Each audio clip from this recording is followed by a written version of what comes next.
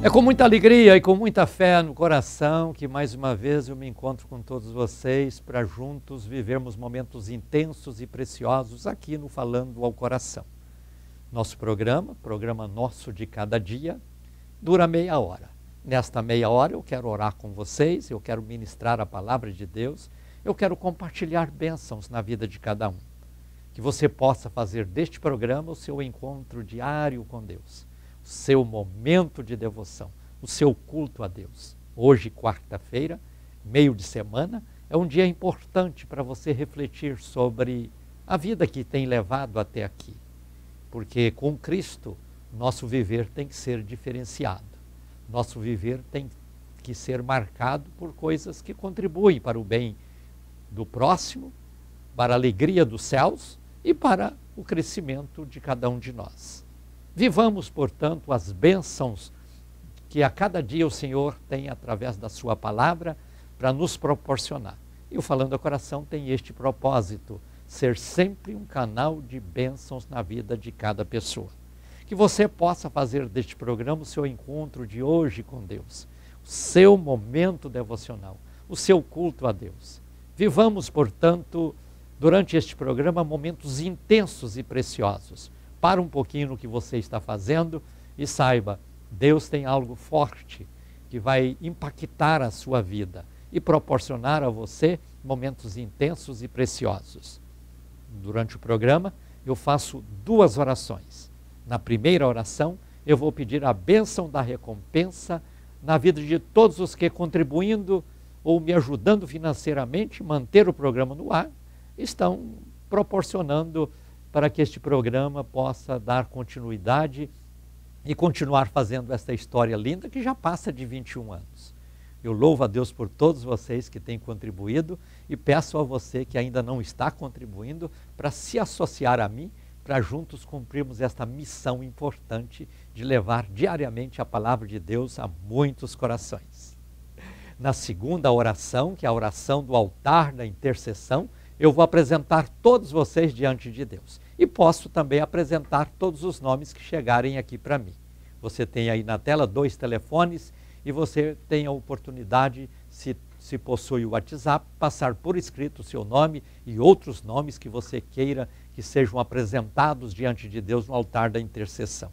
Se você não tem o WhatsApp, liga no telefone fixo, alguém vai te atender e você pode passar estes nomes. Mas é sempre bom lembrar que o Falando ao Coração tem como propósito falar de Cristo, anunciar as bênçãos prometidas por Ele na sua palavra, levar as pessoas a vencer os seus conflitos, suas demandas, suas dificuldades, porque aqui nós não fazemos outra coisa a não ser canal de bênçãos na vida de cada pessoa. E quero ser este canal de bênçãos na tua vida. Vivamos, portanto, durante o transcorrer do programa, momentos intensos e preciosos, sabendo que com Deus somos mais do que vencedores. Na graça divina somos fortalecidos. Na fé em Deus agradamos ao Senhor e temos muita alegria. Na esperança da vida eterna, nós vamos desfrutando de força para continuar na caminhada, sem parar, sem recuar, sem desviar para qualquer direção. Então, viva intensamente os momentos que passaremos juntos. E Deus tem bênçãos especiais na vida de cada um de vocês. Quero orar pedindo a bênção da recompensa na vida de vocês que, contribuindo com o programa, estão proporcionando recursos para que esta obra não venha a parar. Quero ler aqui os nomes de Adélia Maciel Maracaípe, de Anápolis, Goiás, Ana Maria de Souza, também de Anápolis, Valdemir de Souza Melo, de Goiânia, Rodrigo Almeida Silva, de Aparecida de Goiânia, Renato Travasso, de Belém do Pará, Natalino Matias de Souza, de Goiânia, e Maria das Graças da Silva Moraes, de Goianira, também em Goiás. Eu louvo a Deus por todos vocês que ou renovaram o compromisso de continuar contribuindo, ou passaram a contribuir desde agora. Que a mão de Deus esteja estendida sobre vocês, dando a recompensa por este esforço, por esta dedicação de ver a importância deste programa e contribuir para que o nome do Senhor Jesus seja proclamado e as bênçãos ministradas em vidas por este mundo afora. Vivamos esta obra com fé e a recompensa será sempre de Deus na vida de todos nós. Oremos então. Senhor Deus e Pai, obrigado por cada pessoa que, entendendo a importância desta obra, abrem o seu coração para contribuir, para que os recursos possam chegar e nós possamos assim manter este programa no ar. Pai, abençoa, recompensa cada uma dessas pessoas com todas as bênçãos prometidas na Tua palavra, àqueles que semeiam a boa semente. Que eles possam colher muitos frutos e viver uma vida saudável, uma vida feliz, uma vida próspera, uma vida vitoriosa, uma vida abençoada. Ser com todos os nossos evangelistas associados, Pai, no nome de Jesus eu te peço, amém. Eu tenho para você hoje uma mensagem bíblica e daqui a pouco eu vou compartilhar esta mensagem para que você possa entender o propósito divino na vida de cada pessoa. É sempre bom lembrar que a palavra de Deus é nossa linha de orientação para que nós não venhamos errar o caminho. É sempre um meio pelo qual nós podemos continuar seguindo em frente, sabendo que com Cristo vamos vencendo obstáculos, barreiras, desafios, dificuldades e vamos caminhando sempre debaixo da unção e da vitória que Deus nos proporciona. Deus tem sempre algo forte na vida daqueles que buscam a Ele de coração. Hoje, por ser quarta-feira, é dia de culto de meio de semana aqui na Betel. E eu quero convidar você para estar conosco. O culto começa às 7h30 da noite e você não pode ficar fora. Então, assista pela internet, só procurar YouTube Falando ao Coração, ou então, se for possível, será melhor. Venha estar conosco presencialmente. Tenho certeza que Deus tem bênçãos especiais a ministrar na vida de cada um. Espero você, 7h30 da noite, para vivermos momentos intensos e preciosos aqui na casa de Deus, que é a Betel, a igreja que ama você. Vamos para a mensagem bíblica de hoje, lembrando que o salmo de campanha desta semana é o Salmo 96. Já são 1058 semanas propondo as campanhas dos salmos. Se você não pôde começar a campanha na segunda nem ontem, terça-feira, começa hoje, quarta-feira. Aí você conta quarta, quinta, sexta, sábado e domingo, tem 5 dias, você lê uma vez por dia, em 2 dias você lê 2 vezes. Aí você vai fazer a campanha de 7 leituras deste salmo. Tenho certeza que Deus vai te abençoar de maneira especial, porque quando você lê a palavra, você tem mais fé. Quando você tem fé, você agrada a Deus. E a Bíblia diz que a alegria do Senhor é a nossa força. Se você agrada a Deus, você recebe força. E recebendo força, você será sempre vitorioso, vitoriosa e comemorará grandes e retumbantes vitórias no viver de cada dia. Vamos então para a Bíblia Sagrada. Quero ler com você inicialmente em Lucas capítulo 17. Eu quero ler o versículo de número 12, que diz assim: Ao entrar em certa aldeia, saíram-lhe ao encontro 10 leprosos, os quais pararam de longe. Leiamos ainda o 13. E levantaram a voz dizendo: Jesus, mestre, tem compaixão de nós. Quero ainda ler em Lucas capítulo de número 5, versículo de número 12, que vai dizer assim: Estando ele numa das cidades, apareceu um homem cheio de lepra, que vendo a Jesus prostrou-se com o rosto em terra e suplicou-lhe: Senhor, se quiseres, bem podes tornar-me limpo. Jesus deparou-se na sua época com pessoas com esta enfermidade. De repente aparecem para ele 10 leprosos e numa outra situação, em um outro dia, aparece para ele um leproso. Para todos eles, Jesus deu a solução. Para todos eles, Jesus ministrou a cura. Em todos eles, Jesus operou um milagre. Veja que a doença da lepra, como disse, descoberta na Índia há 4.000 anos atrás, em 1873, um determinado cientista chamado Gerard Hansen, ele isolou o bacilo da lepra, ficou conhecido como bacilo de Hansen, por isso a lepra passou a ser chamado de doença de Hansen, ou doença de hanseníase, ou de hanseníase, como alguns pronunciam. E aí, esta enfermidade assolou pelo mundo afora. Hoje, a Índia continua sendo o país mais infectado pela lepra. O Brasil está em segundo lugar. Esta doença terrível é transmitida principalmente, em 62%, pela carne de um bicho muito comum nos campos, que é o tatu. Infelizmente, essa doença ainda acontece nos dias atuais. É bem verdade que a ciência evoluiu e hoje tem cura, mas antigamente não tinha. E a pessoa, às vezes, na convivência com a doença, ele não percebe a gravidade. Começa a não sentir sensibilidade em alguma parte do corpo, começa a sentir os nervos da sua pele perderem os movimentos, começa a sentir alguma mudança na cor da pele, e aí vai ao médico e faz-se o exame e constata que às vezes está contaminado pela lepra. É uma doença perigosa, porque ela é contagiosa, é uma doença que precisa ser tratada. Muitas vezes alguém sente uma falta de sensibilidade em alguma parte da pele, alguma falta de movimento na pele, pensa que é algo comum, algo à toa, algo sem significado. E vai deixando. E às vezes, quando procura o médico, a doença já está bem evoluída. E nesse tempo, está contaminando outras pessoas.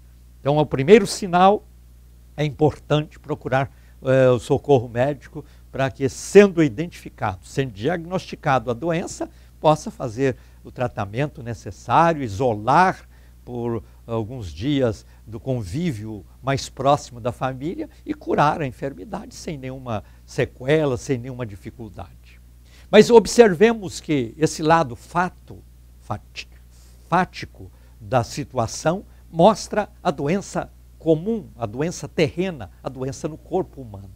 Mas todas as coisas que olhamos na Bíblia, nós precisamos ver o outro lado da moeda. E o outro lado da moeda é o lado profético, é o lado espiritual. Ao falar sobre este homem que procurou a Jesus por causa da sua doença da lepra, e estes outros 10 homens que procuraram também a Jesus por causa da lepra, nós temos uma relação muito forte com o pecado. Porque se de um lado é uma doença física, do outro lado é uma doença espiritual. Porque a lepra passou símbolo do pecado que assola a humanidade. E pecado é uma doença contagiosa também. Porque a pessoa convive com alguém que está debaixo da condenação do pecado, agora mesmo começa a gostar do que essa pessoa fala, do que essa pessoa faz. E essa convivência pode ser altamente prejudicial. Então é necessário estarmos sempre atentos, porque, de um lado, para evitar a contaminação com esta doença, que às vezes é imperceptível, porque a pessoa já está com o vírus no seu corpo e de repente essa pessoa não sabe. Aí há uma convivência natural, convivência esta no dia a dia. E quando isso acontece, surge então a dificuldade, porque acaba contaminando alguém. Então nós precisamos de estar atentos a tudo isso, para que nós possamos entender o lado espiritual também. Assim como a lepra é contagiosa, o pecado também o é. E aí é necessário que tenhamos esta preocupação em administrar nossa vida espiritual, para que nós possamos estarmos protegidos contra a entrada do pecado no corpo. Observa que, de início, 10 homens aparecem diante de Jesus e dizem, esses homens, tenha misericórdia de nós, tenha compaixão de nós e nos cura. Jesus liberou a cura para eles. E eles então vão andando pelo caminho, de repente eles começam a notar que a cura está chegando, o corpo está se regenerando, as partes carcomidas pela lepra estão se recuperando, e eles, por um momento, param na caminhada e começam a comemorar porque eles estão curados. Eles confirmam que já receberam o milagre. E a lei na época dizia que quando alguém fosse curado, ele só seria dado como curado e autorizado a conviver com a sociedade depois que o sacerdote o examinasse. E eles então disseram, vamos ao sacerdote. O sacerdote vai confirmar a cura, aí nós vamos para a nossa família, para dar a boa notícia. Mas um deles, inclusive era samaritano, ou estrangeiro, e ele disse, olha, antes de ir ao sacerdote, antes de ir à família, já que nós comprovamos que estamos curados, então vamos primeiro agradecer. Depois de agradecer, nós vamos então ao sacerdote e depois à família e voltar à convivência da sociedade. Mas 9 disse, não, vamos logo cortar caminho, depois um dia a gente encontra com esse Jesus em algum lugar, a gente agradece, mas vamos correr, porque nós temos pressa de ser declarados curados e pressa para encontrar a família e pressa para conviver com a sociedade. Mas aquele homem foi incisivo, disse, não, primeiro eu vou agradecer. Você sabia que o sentimento de gratidão ele faz toda a diferença na vida de quem o possui?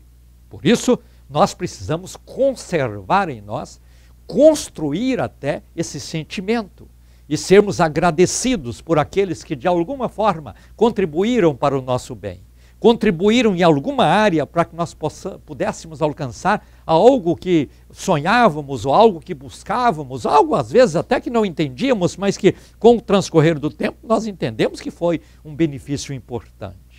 Porque muitas pessoas têm perdido a gratidão.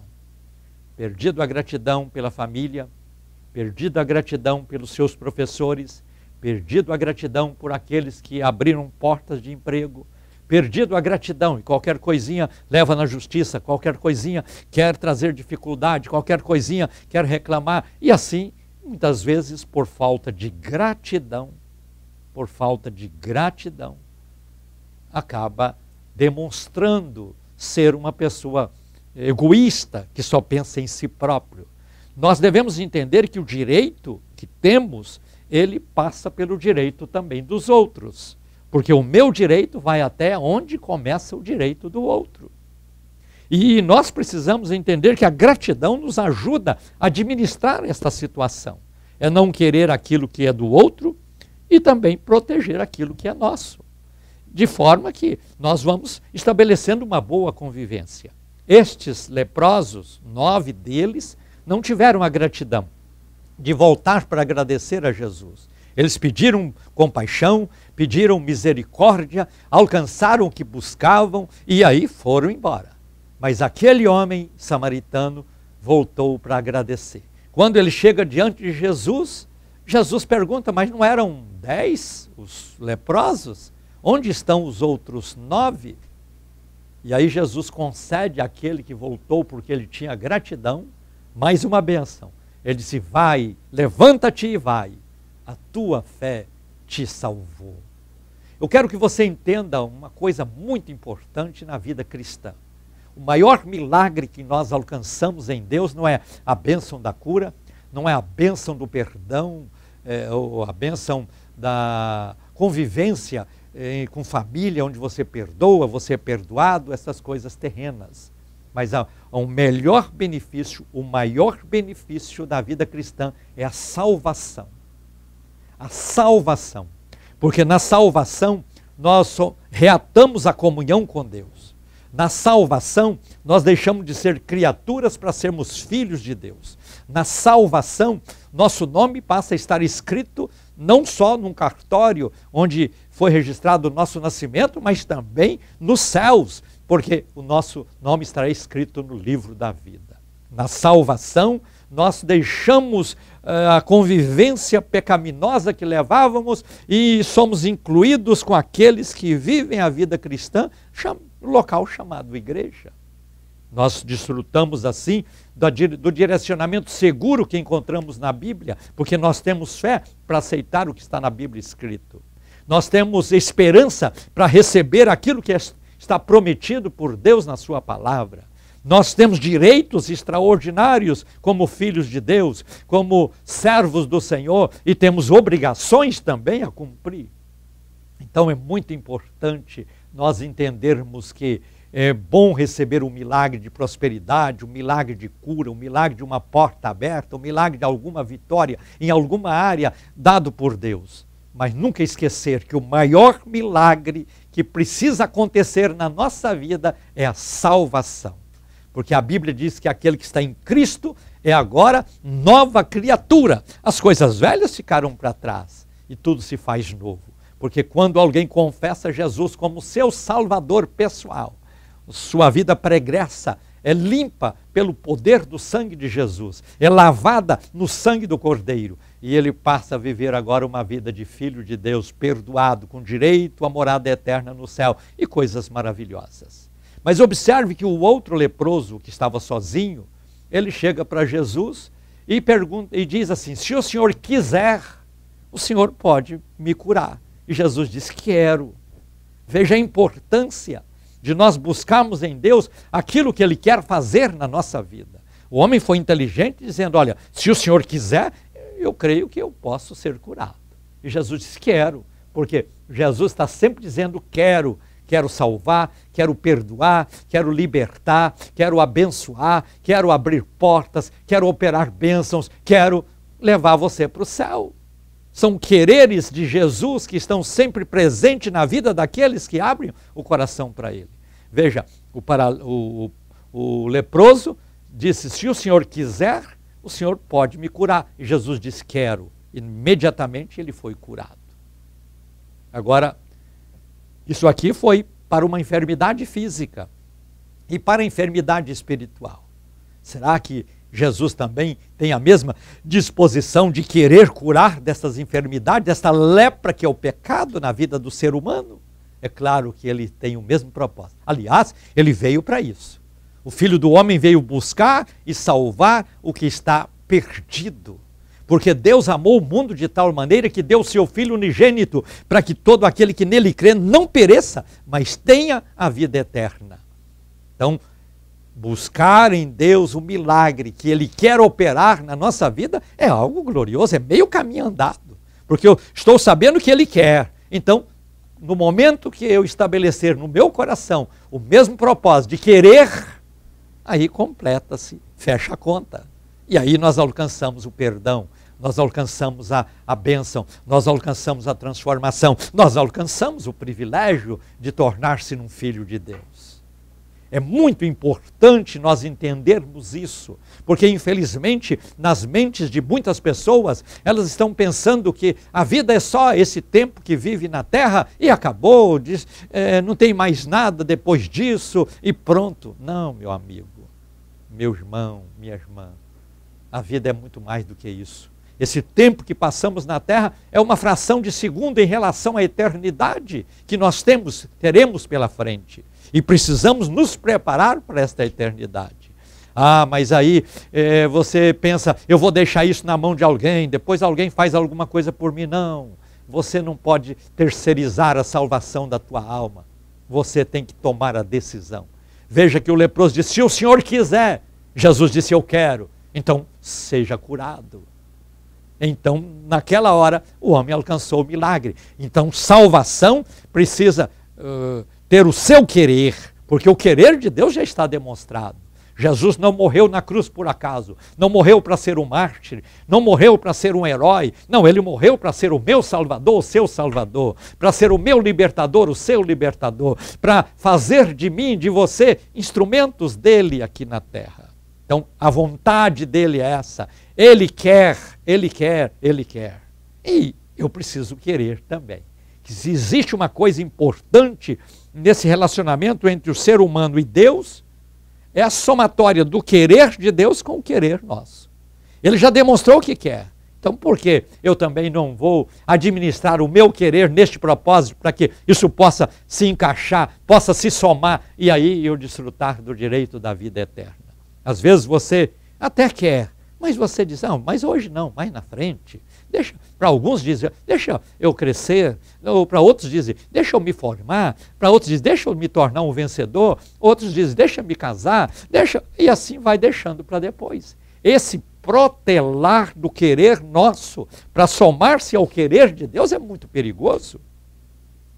Nós precisamos pensar, porque ninguém sabe qual será o último dia que viverá na terra. Ninguém sabe dizer. Ninguém pode determinar. É claro que nós queremos viver muito, é claro que nós queremos viver o máximo que pudermos, mas não nos pertence isso. Não nos pertence. E qualquer momento isso pode acontecer. Então, se acontecer, nós precisamos de estar o quê? Preparados. Porque do contrário vamos perder esta bênção tão grande. Então quero que você ponha na mente uma coisa. O Senhor quer, basta você querer. O leproso disse, se o Senhor quiser. E Jesus disse, eu quero. Agora, você não precisa perguntar se Deus quer. Naquele dia, dependia do querer de Jesus, porque ainda não estava estabelecido por completo o plano salvífico que Cristo veio realizar. Mas depois de cumprida toda a sua missão, isso está bem patente, está bem visível aos olhos, às mentes, às indagações, às avaliações de quem quer que seja. Ele quer, Ele quer, Ele quer. Morreu na cruz do Calvário, sofreu tudo o que sofreu. Ao terceiro dia ressuscitou para dizer, eu vim para que você tenha vida, e vida com abundância. Eu vim para que você seja transformado numa nova criatura. Então o querer de Deus está patenteado. Agora eu preciso ter o meu querer. Que você possa ser como aquele que voltou para agradecer. Agradecer a Deus por todas as bênçãos que Ele já te deu e ainda vai te dar. Mas que você possa ser como aquele outro que diz, se o Senhor quiser, aí está provado que Ele quer. Então, queira você também. Aproxima-te dele e diz, Senhor, eu sei que o Senhor quer me salvar e eu quero ser salvo. Então entrego a minha vida nas tuas mãos para que esta obra seja feita na minha vida. Chegou o momento de orarmos juntos no altar da intercessão. Quero aqui ungir a minha mão, vou estender essa mão ungida no vídeo e vou clamar a Deus, apresentando todos vocês diante dele. Oremos então. Senhor Deus e Pai, olha para cada pessoa que ora comigo, cada pessoa cujo nome está sendo apresentado diante do Senhor neste altar. Sonda os corações, libera agora o teu poder salvador, o teu poder transformador, o teu poder curador, o teu poder de operar milagres e maravilhas. Pai, que as tuas mãos estejam estendidas sobre todas estas pessoas e que onde elas estão, elas possam sentir agora o assoprar do teu Espírito, o manifestar da tua glória e o visitar da tua graça para que recebam milagres, bênçãos e maravilhas. Ser como todas estas pessoas, Pai, é no nome de Jesus que eu oro. Amém. Final de programa. Um abraço ungido para você. Fica na paz do Senhor Jesus. Se Deus nos permitir, nos encontraremos no próximo programa. Agora, encerrando, diga comigo: a vitória é nossa pelo sangue de Jesus.